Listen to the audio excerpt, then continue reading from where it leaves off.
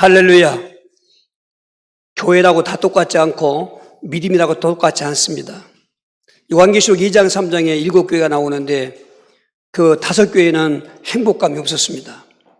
에베소 교회는 처음 믿음을 지금 버리고 있고 사랑을 버리고 있고, 또 보가모 두아드로 교회는 이단에 빠졌고 우상 숭배하고 있고, 사대 교회는 지금 죽은 자도 많고 죽어가고 있고, 또 라오디가 교회는 이건 믿는다고 하지만 믿는 게 아닌 미지근하에서 토하에 내친다고 하는 그런 교회인 것입니다. 거기 소만학 교회하고 빌라델비 교회가 행복한 교회였습니다. 그런데 그 두 교회보다 더 행복한 교회는 바로 오늘 안디옥 교회인 것입니다. 저는 아무리 성경을 봐도 구약이나 신약을 봐도 이 안디옥 교회만큼 행복한 사람이 있을까 생각하는 것입니다. 물론 개인적으로 많이 있습니다. 그런데 교회적으로 보면 그렇습니다. 광야교회도 행복함이 없었습니다. 그 출애굽 백성들이 광야에서 그 믿음 생활한 걸 광야교회라고 사도행 7장 30절에 말씀했는데, 거기는 늘 원망불평이고 그리고 애굽을 그렇게 그리워하고 그런 교회였던 것입니다. 광야에 죽었습니다. 오늘 조아림이 여기까지 왔습니다. 또 여러분이 기억하셔야 되면 되고 또 안 하면 안 되는데, 교회 역사에 대해서 알아야 되는 것입니다. 명문교회는 1981년도에 10월 1일 날 창립 예배를 드렸습니다.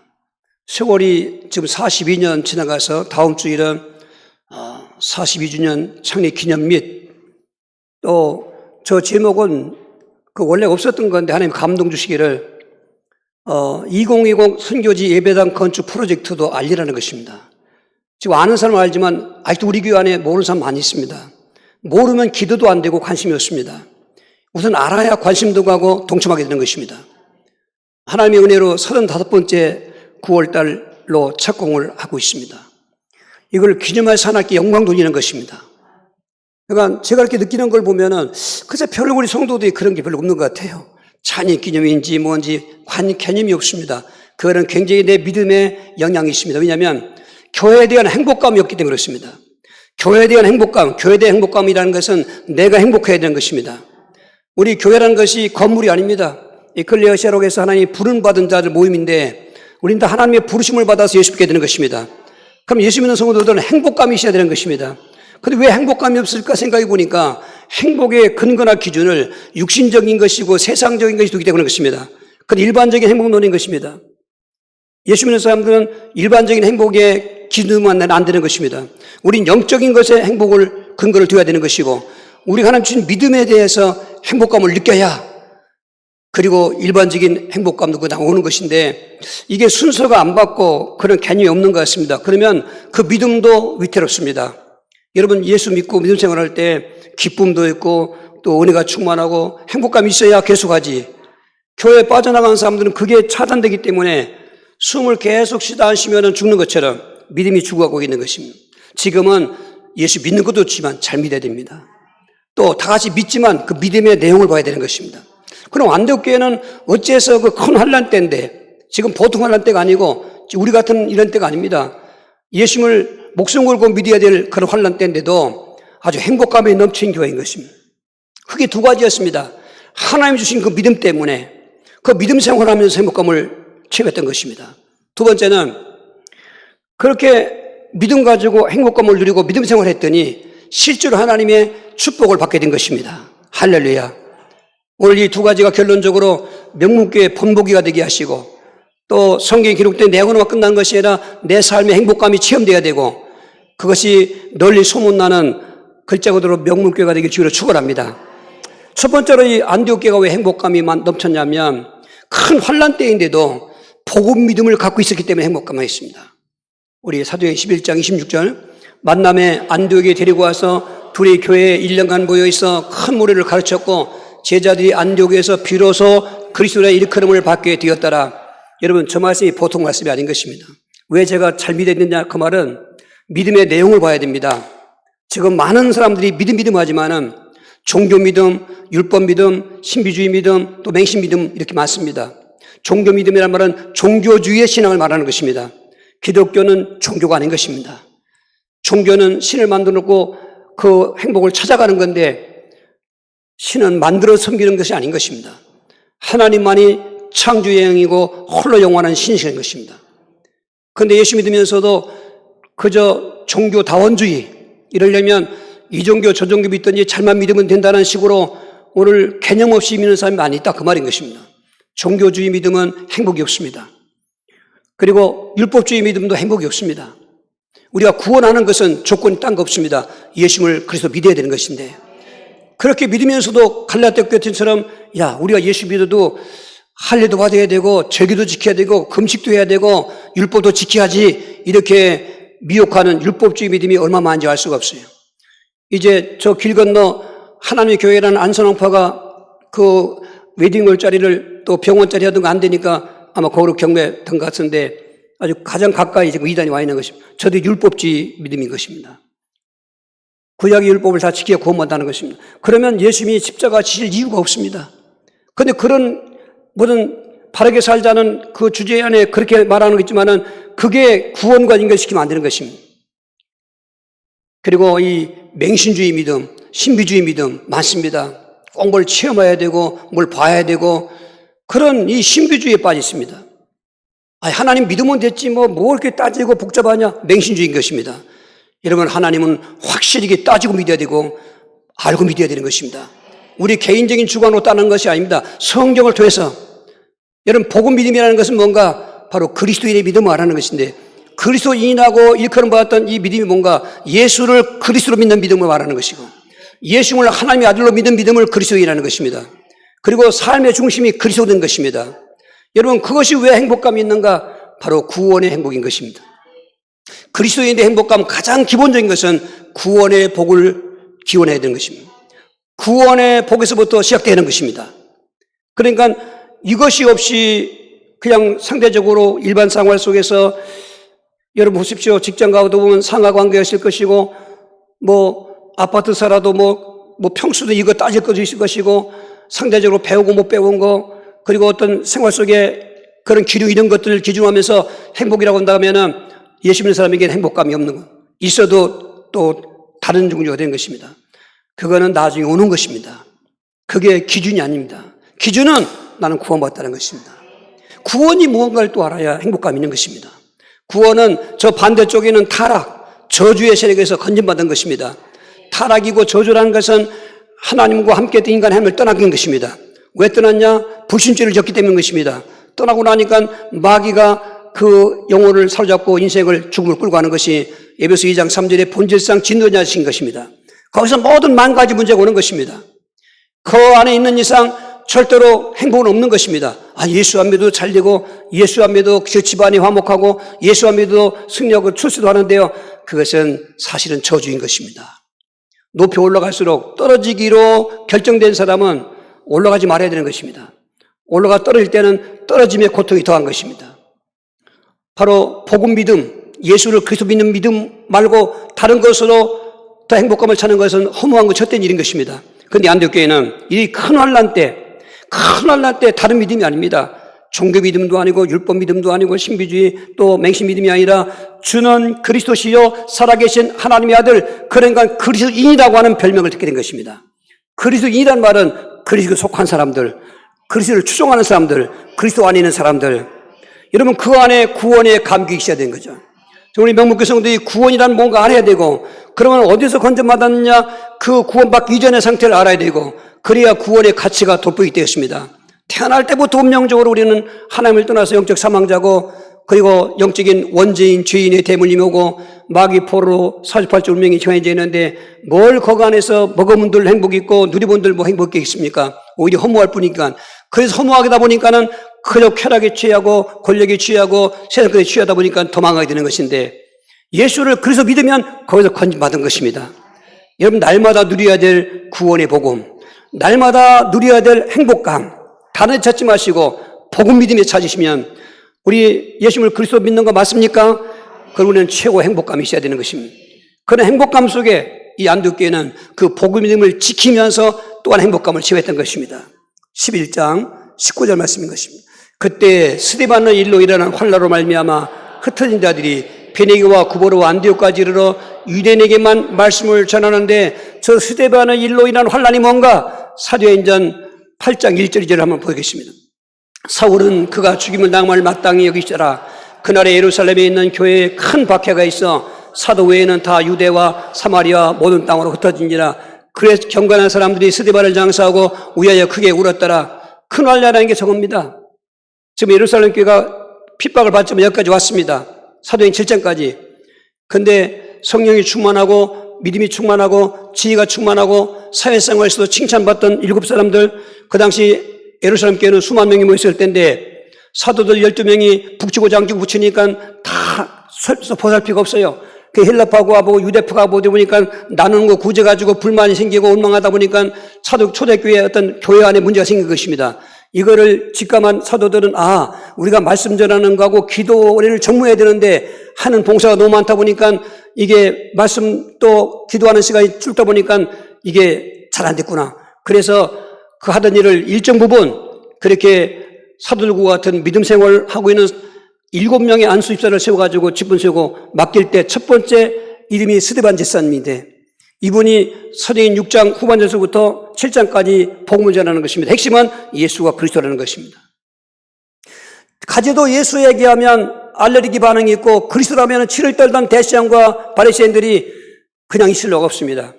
이제 군중들을 선동해서 거기에 사울이 앞장선 것입니다. 나중에 바울 된 사람이지만 왜 그렇게 하는 것이 하나님을 잘 믿는 거로 오해했던 사울은 열심히 특정했던 사람은 그저 스데반을 가운데 놓고 군중들을 선동해서 돌을 던지는데요.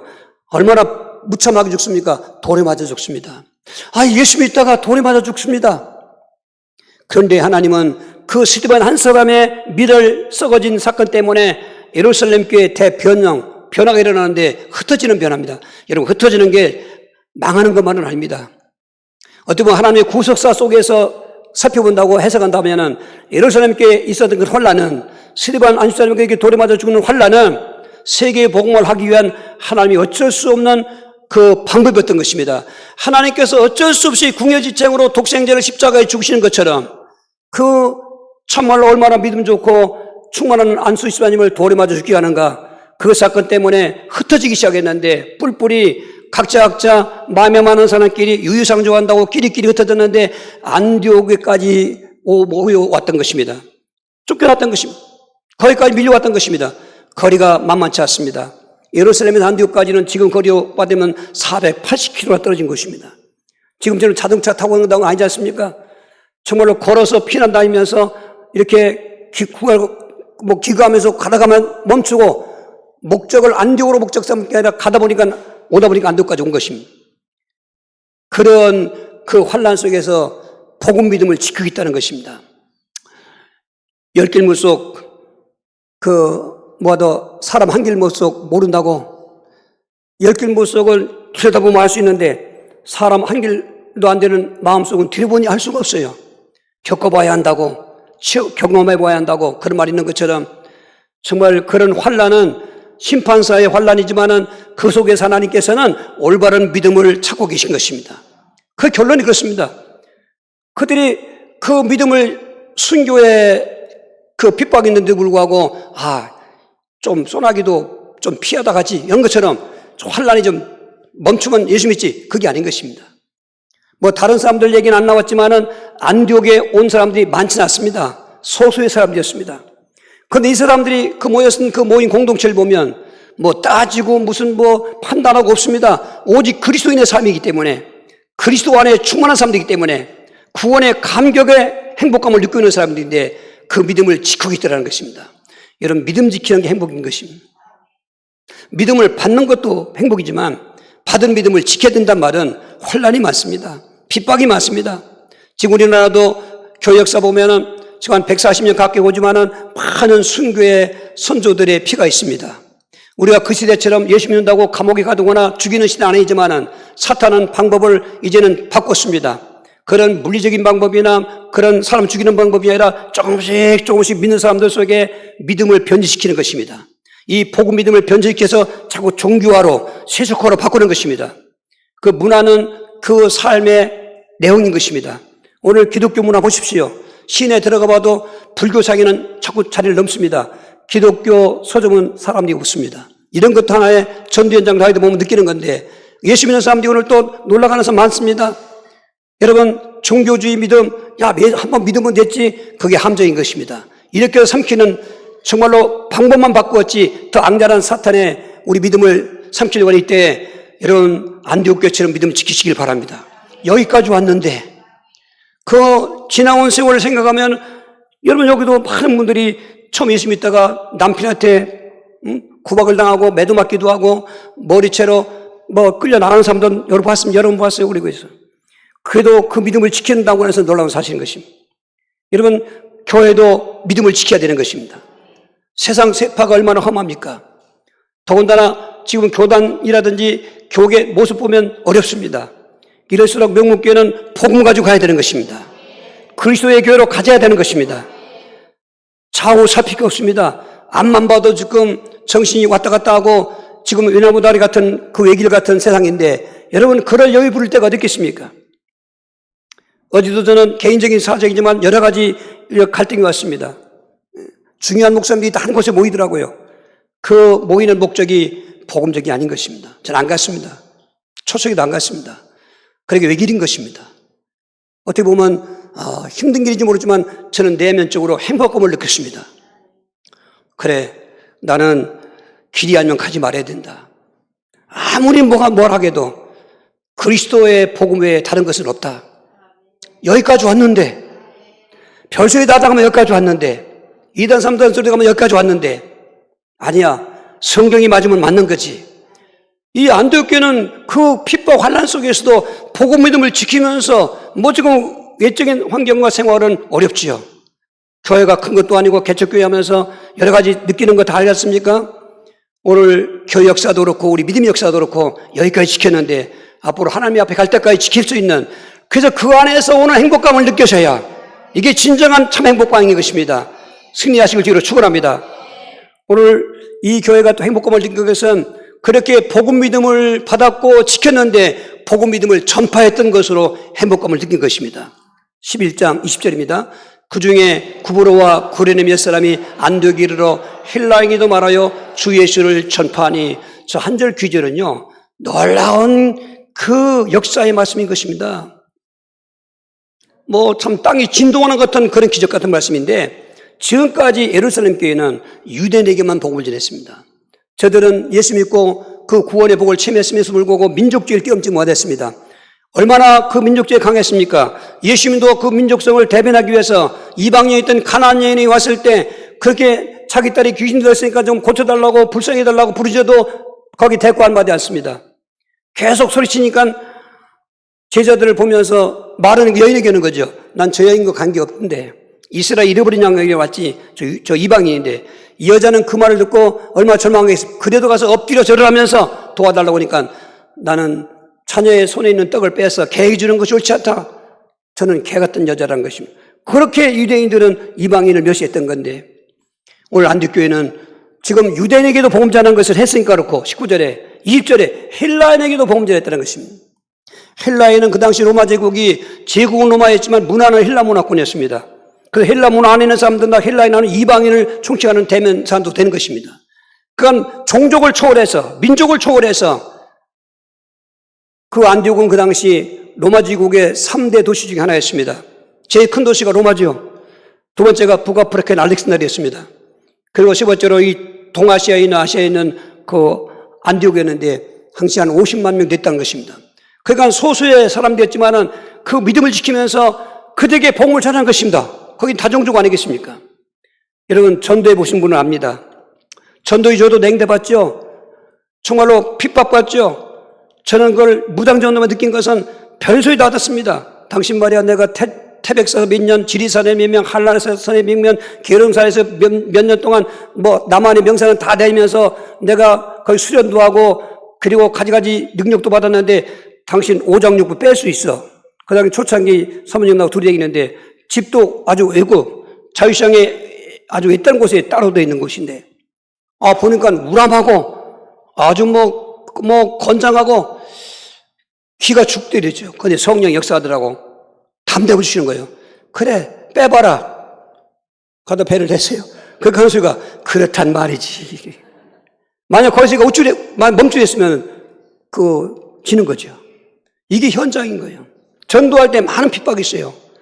그런데 이 안디옥교회는 가서 핍박을 받아도 예수는 그리스도 전하는 것입니다. 우리에게 전도 메시지 현장이 있어야 되는 것입니다. 그리스도인이라면은 정말로 예수님을 믿어 행복감이 있다고 하는 사람이라면 전도 메시지가 내 중심이 있어야 되는 것입니다. 간단합니다. 인생의 문제를 진단하고 답을 주는 게 전도 메시지인 것입니다. 인생의 근본 문제는 뭐냐? 하나님을 떠난 것이고 죄 가운데 있는 것이고 마귀 잡힌 것이고 그 문제 때문에 육신 문제, 정신 문제, 생활 문제, 가정 문제, 자식 문제, 죽으면 지옥 가야 되고 죽은 다음에는 고스란히 그 안 좋은 가문 대물림의 저주를 누가 끊습니까? 오직 그리스도밖에 없는 것입니다. 그래서 문제를 진단하고 예수와 그리고 전해놓고 그분 영접하면 구원 받습니다 하면 되는 것입니다. 이상도 이하도 아닌 것입니다. 전도는 설득시키는 게 아닌 것입니다. 이 케르마토스라는 말은 선포하는 것을 말하는 것입니다. 선포하는 거예요. 그 결정은 본인이 하는 것입니다. 하나님과의 관계 우린 연결시키면 저런 것입니다. 그런 전도할 때요 행복감이 있어요. 오늘 그 구원의 행복감도 있고 믿음을 지킨다고 하면서 전도 안 하면은 진정한 행복감은 감소된 것입니다. 전도는 현장에서 가지가지 체험하는 것입니다. 오늘 이 두 번째 안디옥 교회가 이와 같은 복음 믿음을 가지고 복음을 지키고 복음 전파했더니 바로 실제적으로 축복감을 이제는 그 근거된 축복 위에서 덤으로 오는 축복감을 체험했던 교회이기 때문에 행복감이 있던 것입니다. 네 가지 행복감인 것입니다. 첫 번째로 이 안디옥 교회는 그런 큰 환난 때 그렇게 믿음을 갖고 지키고 전파했더니 임만의 복을 체험했기 때문에 행복한 것입니다. 오늘 11장 21절 주의 손이 그들과 함께 하심에 수많은 사람들이 믿고 주께 돌아오더라. 예루살렘 교회가 이 사람들의 소문을 듣고 바나바를 안디옥까지 보내니 그렇게 믿음을 받은 믿음 가지고 믿음을 지키고 그 복음을 전파했더니 주의 손이 함께 하심에 이걸 우리말로 임마누엘이라고 하는 것입니다. 임마누엘은 주 예수님 하나님 우리 함께 하신다는 뜻인 것입니다. 주의 손이 함께 하시니 임마누엘 하시니 여러분 이거 체험해 보십시오. 뭐 돈도 중요하고 출세 같은 것도 중요합니다. 거기서 오는 행복감이 아니요. 행복은 행복인데 내용이 달라요. 그거는 급조된 것이고 허무하게 끝날 수 있는 것이고 영적인 행복감은 그 행복감이 영원한 것이고 완전한 것이고 주의 손에 행복하구나. 야, 이렇게 믿음 갖고 지키고 복음 전했더니 하나님이 함께 하시는구나. 여러분 그 현장 앞에 두려움도 없어지는 것이고 절망도 떠나가는 것이고 내 존재가 왜 이렇게 어리석고 그리고 비천하고 그리고 무지하고 쓸데리 없는가 차별 중독이고 한 번 날아가는 거예요. 내 현장은 그렇지만은 하나님과 함께하는 걸 체험하게 되면 성경 보십시오. 믿음으로 승리하는 사람, 축복받는 사람들이 아무런 문제도 없고 그냥 하는 일이 만사형통이고 그리고 모든 것이 다 맘먹은 대로 그래서 믿음 성공하겠습니까? 안 그렇습니다. 이런 믿음 성공한 히브리 11장을 읽어보십시오. 저와 여러분이 겪는 환난이나 핍박은 거기다 비교하면 아무것도 아닌 거죠. 여러분 아브라함이 믿음 조상이지만은 그냥 믿음 조상했습니까? 얼마나 우여곡절 많습니까? 그 아들 이삭도 마찬가지고 손자 야곱도 마찬가지고 또 손자의 손자 증손자 요셉도 마찬가지고 근데 그들에게 한 가지 특징이 있습니다. 여호와께서 함께 하심으로 요셉과 하나님이 함께 하심으로 범사 형통한 자가 됐다. 상황은 완전히 노예 생활이고 죄역소의 감옥이지만은 하나님이 함께 하니까 형통하게 됐다 그 말인 것입니다. 그 하나님이 함께 한다는 말이 임마누엘이 그런 의미인 것입니다. 시편 23편 6절 다윗의 간증 아니겠습니까? 다윗은 참 인생이 파란만장했습니다마는 그러나 그가 늘 인생을 놓고 고백할 때 내가 사망의 염침한 골짜기를 다니는 것 같은 환경을 만날다 할지라도 내가 두려워하지 않을 것은 주께서 나와 함께 하심이라. 주의 막창이와 찌빵이 나를 안위하시나이다. 겁날 게 없다는 거죠. 그러면 진짜로 함께하는 축복을 체험하게 되는 것입니다. 할렐루야. 여러분 이론적으로만 하지 마십시오. 지금 고린도 교회를 개척하면서 사도 바울은 절망감도 있고 두려움도 있고 그러니까 그렇게 말씀하신 거니까 오늘 사도행 18장 10절 보고 있습니다. 내가 너와 함께 있음에 어떤 사람도 너를 대적하여 해롭게 할 자가 없을 것이니 이러니 성중에 내 백성이 말음이 하시더라. 그 구절에 보면은 바울아 두려워하지 말라는 것입니다. 두려워하니까 두려워하지 말라는 거죠. 그 대사도 바울이 삼층천도 올라갔다 왔고 친히 예수님의 환상도 보고 음성을 계시도 특통되어 있었고 성경을 10권을 썼던 그런 대사도도 복음 전하면서도 두려움이 이고 그 고린도 교회 얼마나 말씀 같습니까? 그때 예수님께서 친히 환상 가운데 보이시면서 바울아 두려워하지 말라. 내가 너와 함께 하겠다. 이 성 안에는 내 백성이 많으니까 침묵하지 말고 담대히 말씀을 선포하라. 그래서 행복감 가지고 바울이 계속 전진하는 것처럼 오늘 임마누엘을 잊지 마십시오. 임마누엘 체험한 게 매일 체험할 수 있겠습니다만은 그러나 일기장에 써보십시오. 저는 일기장에 임마누엘 체험한 걸 다 적어놓습니다. 큰 제목만 썼습니다. 지나고 올 때보다 한 번 일장 보면은 은혜가 되는 것입니다. 또 그 임마누엘 체험하게 되는 것입니다. 나 홀로 있다고 안 있습니다. 하나님 함께 하시는 것입니다. 임마누엘 체험하는 명문교회 안디옥 교회 성도들이 주님을 축원합니다.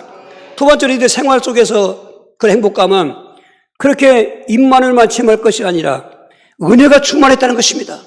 이어서 11장 23절입니다. 그가 이르되 하나님의 은혜를 보고 기뻐하여 모든 사람에게 굳건한 마음으로 주와 함께 머물러 있으라 권하니. 지금 이 소문이 이제는 예루살렘까지 들려왔어요. 지금처럼 뭐 전화도 있는 것이 아니고 정보가 늘 텐데 사람의 입소문에 있으면까지 이 소문 중요해요. 이 명문이라는 말이 소문이에요, 소문. 유명한 그런 뭐 잘난 거 거기 의미가 아니라 들으소자 그 문자, 그 들은 문자입니다. 이제 그 명문이라는 그 밝은 명자에 들은 문자입니다. 뭐가 들려지느냐? 예수가 그리스도다. 예수 하나님 아들이시다. 이거 소문내자 그 말이죠. 할렐루야. 이 안디옥 교회 소문이 예루살렘까지 들린 것입니다. 그러니까 글쎄하고 내가 보면은 그럼 사도들을 보내야 되는데 바나바를 보냈습니다. 누굴 보내냐에 따라서 그 보내는 사람의 관심이 집중되는 거 아니겠습니까? 바나바를 보냈단 말은 바나바는 아직은 직분이 없는데 성령이 충만하고 착한 삶이라고 그랬는데 사도의 4장에서 자기 땅을 팔아서 하나님께 드린 사람 이런 정도 믿음 좋은 사람인데 어쨌건 안디옥에서 이런 소문이 들리니까 가서 살펴보고 오라고 보냈더니 바나바가 안디옥에 와서 자기가 은혜 받고 자기가 놀라는 거죠. 성도들이 다 은혜가 충만한 거야. 여기 은혜 두 글자 보이지 않습니다. 은혜는 내적인 그 은혜인 것입니다. 마음속에 담아있는 것입니다. 이게 나타났다는 말은 충만해야 되는 것입니다. 풀레로 충만해야 되는 것입니다. 우리 은혜 지금 우리 안에 내주합니다. 예수님 계신 그 은혜인 것입니다. 그런데 왜 나타나지 않느냐? 충만하지 않아요. 그렇죠. 안디옥 보니까 사람마다 얼굴빛이 달라지고 또 눈빛도 달라지고 하는 말도 달라지고 여러분 은혜 충만한 사람의 눈은 멀떡하지 않습니다. 초롱초롱합니다. 내리깔지 않습니다. 정면을 중시하는 것입니다. 은혜 충만한 모습은 그렇게 인상 쓰지 않습니다. 여러분 무슨 뭐 껄껄껄 웃지 않을지라도 미소가 있고 평안함이 있고 상담해 보았을 때 뭔가 좀 매력있게 보이는 것입니다. 뭐 생긴 거에 유무에 관계없이 은혜가 충만하면 정말로 이뻐 보이는 것입니다. 말도 그렇게 거칠지 않습니다. 은혜 충만한 사람 말은 은혜 말을 하는 것입니다. 말하는 것은 속에 있는 것을 나타낸다고 예수님 말씀했습니다. 속이 악하면 악한 말하는 것이고 마음이 선하면 선한 말하는 것처럼 안디옥 교회 말하는 것이나 행동하나 표정을 보니까 바나바가 놀래가지고 야 하나님의 은혜를 보는구나. 오늘 저와 이름을 보면서 선양 사람들이 하나님의 은혜가 보이는 은혜가 충만하게 있길 주의로 축원합니다. 무슨 은혜입니까? 구원의 은혜입니다. 무슨 은혜입니까? 생활의 은혜인 것입니다. 구원은 행복에도 기준이고 그리고 은혜 속에도 기준인 것입니다. 구원, 소테리아, 정말로 타락에서 건져내신 분, 그 구원을 위해서 하나님은 어떤 놀라운 프로젝트를 하고 계시는가? 타락했을 때 제일 먼저 여자의 우선을 예정하시는 것입니다. 예수님께서 지난주간 한 시간 왔습니다마는 그 모든 공생의 십자가 죽는 까지도 그런 말씀했습니다. 성경대로. 그렇게 예정하신 그 예수님께서 이 땅에 오시기까지 그게 그냥 오신 것입니까? 그 태어나실 때도 피덩어리 안고 애교로 도망가야 돼, 피난가야 되던 그 헤로당이 죽이려고 하니까 얼마나 고통입니까? 공생에도 그렇고 십자가에 못 박아 죽으시는 것도 그렇고 지금까지도 예수를 배척한 사람 많이 있습니다만은 그런 그 은혜를 우리에게 주시기 위해서 예수님은 그런 숨을 다 꺾으셨는데 그 은혜가 보였다는 것입니다. 그리고 때를 따라 도와주셨던 은혜를 보였던 것입니다. 새벽에도 예배 끝나고 와서 집에 와서 우리는 서로 은혜 있으면 나누는입니다. 나쁜 얘기는 않고 사모님이 새벽 기도할 때 영감받은 은혜를 얘기했습니다. 쓰잘데 없는 나를 하나님이 부르셔서 구원받게 하시고 그렇게 하나님의 축복을 받게 하시고 별로 잘한 건 없지만 오늘까지 이 사회가 하시니 감사합니다. 네. 저도 마찬가지죠. 은혜 잊을 수가 없어요. 여러분, 은혜를 잊지 마시길 바랍니다. 이거는 참 위험한 얘기인데요. 은혜 받아놓고 은혜 배은망덕 하면요, 은혜 안 받은 게 나을 뻔했습니다. 그런데 이게 많은 사람들이 은혜를 지금 잊어버리고 있고, 그리고 배신하고 있는 것입니다. 여러분, 안 됩니다. 다른 거 다 뺏겨도 은혜 뺏기면 안 됩니다. 그리고 은혜 안에서 나가야 되는 것입니다. 은혜 안에 있으면 행복감이 있습니다. 은혜가 보이는 또 다른 사람도 행복감이 있습니다. 이게 가족 공동체, 직장 공동체, 사회 공동체로 퍼져나갈 수 있는 저와 여러분들에게 주로 축원합니다. 세 번째로 이 교회 행복감을 느낀 것은 교회가 크게 부흥되는 것을 보면서 행복감을 느꼈습니다. 11장 24절, 바나바는 착한 사람이요 성령과 믿음이 충만한 사람이라 이에 큰 무리가 주께 더하여지더라 했습니다. 그래서 바나바가 이 안독교와 가지고 그런 주 예수 함께하는 걸 보고 은혜가 충만한 걸 보고 이제 지금 임시 목회자가 된 것입니다. 무슨 목회자고 지금처럼 그런 게 아니기 때문에 일단 이 교회를 지도해 줘야 되니까, 근데 자기 가지고는 부족할 것 같아요. 여기도 하나님의 섭리가 있습니다. 그 사울로 기독교를 핍박하게 악명로 뻗던 그가 예수님을 만나서 회심했어도 다른 사람들이 인정하지 않습니다. 그래서 예루살렘에 올라가 봤더니 게바와 야고보, 이 바나바 외에는 인사를 안 받아요. 악수도 안 하고 번쩍 맞추게요. 왜? 너무나도 아주 징글징글 맞은 사울, 스데반 집사 죽일 때도 앞장선 사람. 그래서 그는 어쩔 수 없이 자기 고향 다소에 가서 지금 머물고 있는 것입니다. 세월이 한 10여 년 지나간 뒤였습니다. 그러니까 안디옥에서 이 다소까지는 한 240km, 50km 되는 것입니다. 거기를 찾아가서 그 바울을 안디옥으로 왔습니다. 그 둘이 1년간 이 목회했는데 큰 무리가 따랐다는 것입니다. 할렐루야. 참 부러운 교회입니다. 큰 무리인데 그냥 큰 무리가 아닙니다. 한번 다시 11장 26절을 합독하고 싶습니다. 만남에 안디옥에 데리고 와서 둘이 교회에 1년간 모여서 큰 무리를 가르쳤고 제자들이 안디옥에서 비로소 그리스도인이나 일컬음을 받게 되었더라. 제자들. 예수님이 공생하시며 남긴 건 제자들입니다. 무슨 부동산 남기거나 그거 아닙니다. 제자를 남겼습니다. 12명 제자들, 한 명은 발신했지만 70명 제자들 남겼습니다. 이 교회 안에서, 믿음 안에서 제자라는 용어가 참 중요합니다. 이 당시에는 핍박과 환란이 있었지만 지역마다 제자들이 있었던 것입니다. 그런데 안디옥 교회는 바로 큰 무리인데 그냥 큰 무리가 아닙니다. 대부분이 큰 무리 중에만 보면 질이 나쁘다는 말을 하고 있지 않습니까? 어쟁이 뜨지 다 모이기 때문에. 근데 안디옥 교회는 어쟁이 뜨지, 난 은혜가 되면 사투리 나와요, 이게. 어쟁이 뜨지 뭔지 모르죠? 그런 게 있습니다. 이 사람들이 뭐요? 제자들. 그래서 그리스도인들. 참 부러운 그 이름들입니다. 정말 그리스도인 부러운 이름입니다. 제자들이라는 말 참 부러운 명칭입니다.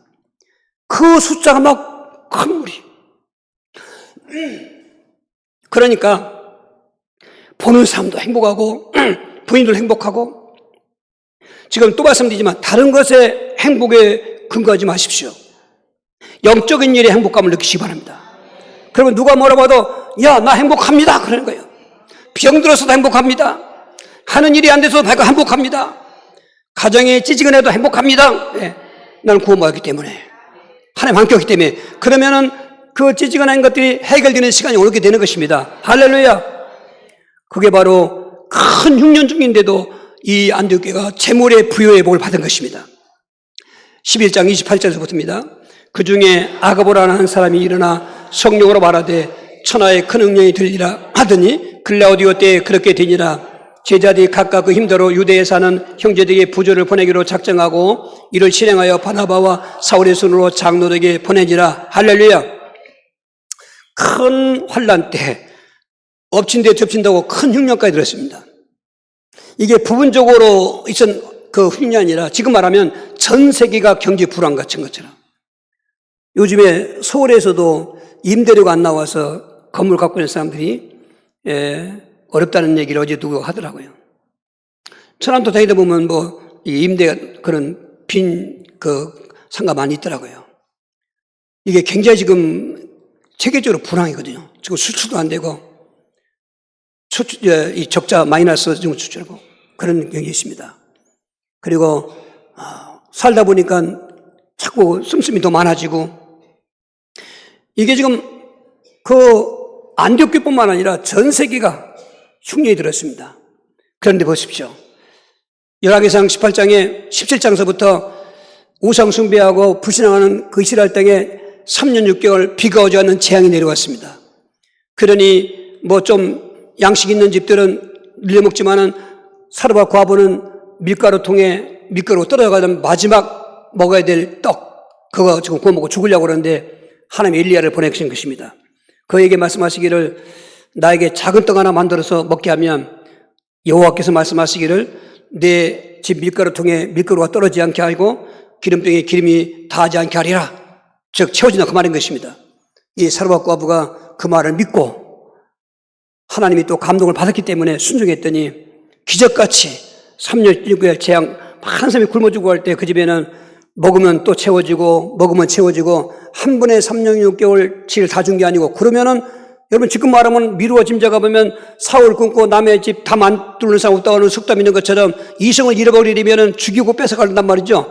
그만 그냥 뭐 지금처럼 무슨 뭐 거부가 그런 것 나는 것처럼 먹고 살 만큼 채워졌어요. 그걸 부요라고 하는 것입니다. 기독교인의 부요는 내가 먹고 남는 거 누굴 주는 걸 말하는 것입니다. 할렐루야. 이 안디옥 교회는 예루살렘 교회에 부조를 보냈다는 것입니다. 보십시오. 받는 것도 행복하지만 그러나 성경 말하기를 받는 것보다 주는 자가 복이 있다 했습니다. 줄 때 행복감이 있습니다. 내가 그 주는 왜 행복하냐고요? 여러분 느껴본 점 느껴봐 아니겠습니까? 선물 하나 줘도 올바로 준 선물은 행복감이 있는 것입니다. 우리가 지금 이렇게 와주하는 2020년도에 영감받은 그 선교지 그 예배당 건축 프로젝트는 한창 교회가 어려울 때 시작됐던 것입니다. 지금 어떤 교회는 부동산을 팔아서 뭐 운영한다는 그 교회도 또 그 교회는 그 당시 3천억 되는 돈을 그 교회 운영자금으로 팔았던 것입니다. 땅을 3천억에 팔았어요. 그게 600억인 걸 얼마 샀다는 것입니다. 그 교회 재정장로를 바로 제가 알기 때문에 제기한테 얘기하더라고요. 다 그런 기근이었습니다. 그런데 우리는 뭐 팔 것도 없겠지만 파는 게 문제가 아닙니다. 채워주시는 것입니다. 저는 그저 1년에 그저 사람은 3개, 4개 그렇게 건축할 줄 알았어요. 하나님이 제 모든 걸 다 뒤엎고 물론 2020년도는 준비하는 해 때문에 12월 달에 첫 번째 했고 21년, 22년, 23년 9월 때까지 35개 교회를 세운 것은 부조를 보낸 것입니다. 저는 이게 행복감이 있습니다.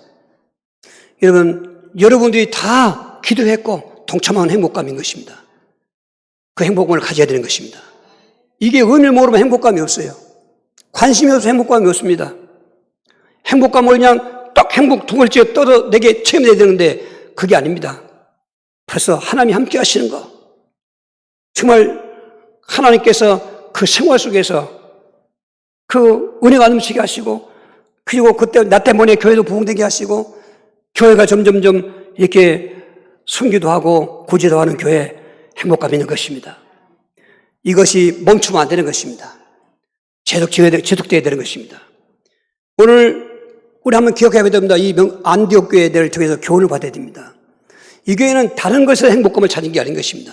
복음 믿음 때문에 믿음을 지키다가 복음 전하다가 이게 근거인데 그렇게 하다 보니까 하나님 함께를 체험하게 됐고 우러나서 막 은혜가 넘쳐나게 되니까 그렇게 딴 사람한테 감동적이 됐고 그리고 교회도 변화가 되고 그리고 부흥되게 되고 자연적으로 재물도 째어지니까 오히려 그 재물 가지고 그냥 내부 장식이 나오고 자기들끼리 먹고 마시고 회식하고 그게 아니고 최대한 검소하게 아끼면서 여러분 찰찰 넘쳐주는 거 아니지 않습니까? 쓰려면 한이 없어요. 일정 부분 필요한 거 가장 필요한 거 해놓고 나머지는 다 나눠야 되는 것입니다. 나눌 때 하나님 또 채워주는 것입니다. 저는 그래서 그렇게 하나님께 기도했습니다. 명목교회는 그냥 수도 파이프 관 역할만 하실 것이고 수원지는 하나님이시고 현장에는 물을 받는 공급지가 되면은 충실하게 딴 생각 안 하고 잘못 행하지 않고 올바르게 10월 달에는 두 가운데 될 것 같습니다. 할렐루야. 미얀마에 약속되었고 케냐에 지금 선교사님이 지난 월요일날 케냐 갔는데 정보를 또 왔습니다. 이게 행복감인 것입니다. 얻는 교훈 두 가지입니다. 첫 번째는 사도행 11장 19절 20절 복음 믿음을 받았고 그 복음 믿음을 지켰고 그 복음 믿음을 전파하는 것입니다. 합독하시겠습니다. 그때에 스데반으로 일로 일어난 혼란으로 말미암아 흩어진 자들이 베네게와 구브로와 안디옥까지 이르러 유대에게만 말씀을 전하는데 그 중에 구브로와 구레네 몇 사람이 안디옥에 이르러 헬라에게도 말하여 주 예수를 전파하니 저게 행복감의 가장 기준인 것입니다. 복음 믿음, 그리스도인 그 믿음을 지키는 것, 그 환난 속에서도 핍박 속에도 지키는 것, 그리고 담대하게 그 복음을 전할 때 여러분 그 안에 우리에게 느껴지는 체험 또 네 가지가 있습니다. 오늘 이 네 가지의 축복을 난 체험해야 되는 것입니다. 앞에 거 그렇게 되면은 뒤에 거는 저절로 돼야 되는 것인데 오늘 임만의 축복이며 그리고 우리가 충만한 축복이며 뿐만 아니라 교회도 부흥되는 축복이며 그 기근 속에서도 큰영 속에도 부여의 축복을 체험했던 것을 내가 체험해야 되고 간증해야 되는 것입니다. 그래서 다시 한번 11장 26절서부터 30절입니다. 만남에 안디옥에 데리고 와서 둘이 교회에 1년간 모여있어 큰 무리를 가르쳤고 제자들이 안디옥에 비로소 그리스도의 일컬음을 받게 되었더라. 그때 선지자들이 예루살렘에서 안디옥에 이르니 그 중에 아가보라는 사람이 일어나 성령으로 말하되 천하의 큰 용이 들리라 하더니 글라우디오 때에 그렇게 되니라. 제자들이 각각 그 힘대로 유대에 사는 형제들에게 부조를 보내기로 작정하고 이를 실행하여 바나바와 사울의 손으로 장로에게 보내니라. 하나님 오늘 나에게 이 망문교회에게 복음 믿음 주셨습니다. 복음 믿음 지키게 해주십시오. 그 복음을 바르게 전파하게 해주십시오. 그래서 임만을 체험하게 하시고 은혜가 충만한 걸 체험하게 하시고 교회가 부흥되고 체험하게 하시고 또 많은 사람에게 부유한 이 복음을 나눠줄 뿐만 아니라 이 채물의 복도 나누어져서 그곳에 선교지 성전 예배당 건축도 되어지게 하시고 이렇게 하고 주여 기도하시겠어요. 주여 주여 주여 살아계신 하나님 감사합니다. 이처럼 그 타락한 가운데서 우리를 구원하시고 또 자녀 삼아주시고 안디옥교 같은 교회처럼 본받기를 소원하는 마음으로 기도합니다. 주여 바른 복음 믿음 갖게 하신 걸 감사하고 바른 복음 믿음을 지키게 도와주시고 바른 복음을 전파하는 명목게 되게 도와주실 뿐만 아니라 임마누엘과 은혜 충만한 것과 그의 복음과 부유할 때 큰 형제 때 부유의 폭을 올라가게 돼서 세계 복음할 수 있는 간증하는 성도들과 교회가 될 수 있도록 역사하여 주옵소서. 예수 그리스도 이름으로 기도하옵나이다. 아멘.